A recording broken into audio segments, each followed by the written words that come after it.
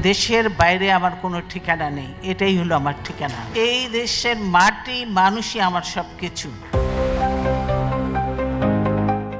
বেগম খালেদা জিয়া বাংলাদেশের রাজনীতির ইতিহাসে যার নাম আপোষহীনতা, দৃঢ়চেতা মনোভাব ও প্রতিকূলতার বিরুদ্ধে সংগ্রামের প্রতীক হিসেবে উচ্চারিত হয়।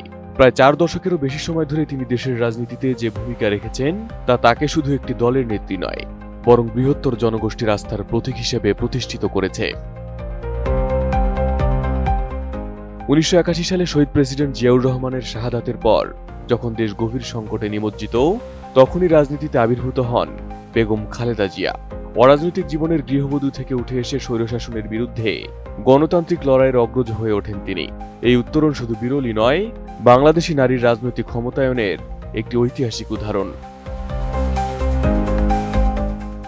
3 বার দেশের প্রধানমন্ত্রী হিসেবে দায়িত্ব পালন করে তিনি বাংলাদেশের গণতন্ত্র, অর্থনীতি এবং বহুদলীয় রাজনীতির এক গুরুত্বপূর্ণ অংশ হয়ে ওঠেন।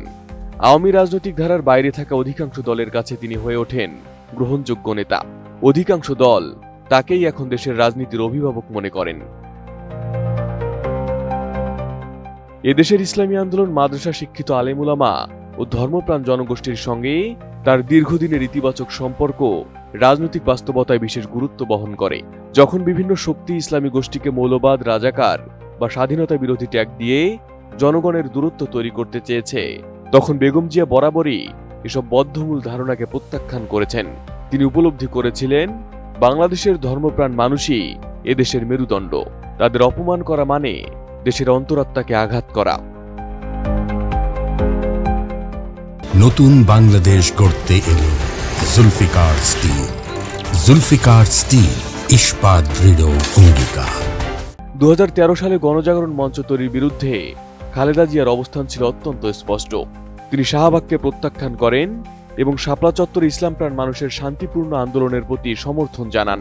এই সিদ্ধান্ত তাকে ইসলামী জনসম্প্রদায়ের মাঝে আরো গ্রহণযোগ্য করে তোলে এবং রাজনৈতিকভাবে দৃঢ় অবস্থানের পরিচয় দেয়। হেফাজতে ইসলামের ব্যানারে অবস্থানরত আলেম ওলেমা, মাদ্রাসা ছাত্র, শিক্ষক ও ধর্মপ্রাণ মানুষদের বিতাড়িত করতে গত 5 মে দিবাগত গভীর রাত্রে যে যৌথ অভিযান পরিচালনা করা হয় তা আমাদের জাতীয় জীবনে এক গভীর ক্ষতের সৃষ্টি করেছে।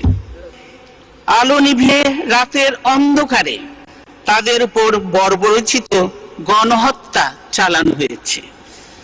রাষ্ট্রীয় দমনপীড়নে অন্য দলগুলো নীরব থাকলেও বেগম জিয়া সবসময় রাজনৈতিক প্রতিপক্ষ, ছাত্রনেতা, ইসলামী নেতা বা সাধারণ কর্মীর উপর নির্যাতনের বিরুদ্ধে প্রতিবাদ করে গেছেন। আমাদের ইসলামের নেতাদের উপরে যেভাবে নির্যাতন চালানো হচ্ছে সেটা আমি নিন্দা করি, এবং তাদের একটা ইয়াং ছেলে শিবিরের সভাপতির উপরে যে নির্যাতন চালানো হয়েছে এর তীব্র নিন্দা করি আমি। বেগম জিয়ার আন্দোলন ছিল দীর্ঘস্থায়ী, কিন্তু বিএনপির একটি অংশ শেষ পর্যন্ত যথেষ্ট সক্রিয় থাকতে পারেনি।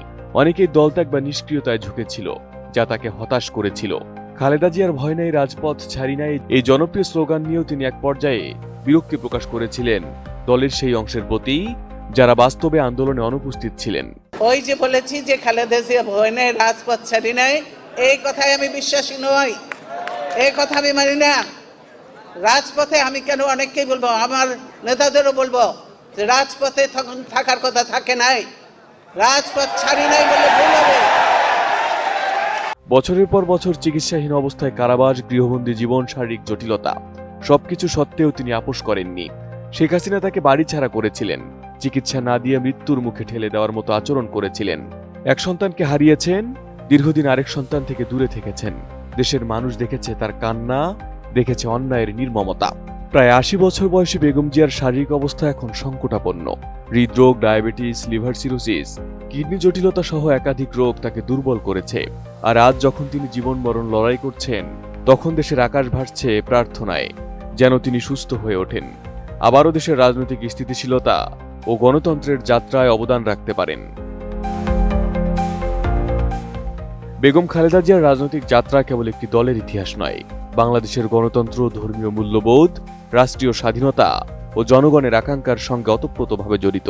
তার জীবনের প্রতিটি অধ্যায়, সংগ্রামের প্রতিটি ধাপ, আপোষহীনতার প্রতিটি সিদ্ধান্ত তাকে দেশের অন্যতম গুরুত্বপূর্ণ নেতা হিসেবে প্রতিষ্ঠিত করেছে। Arif Hasan, ATN news.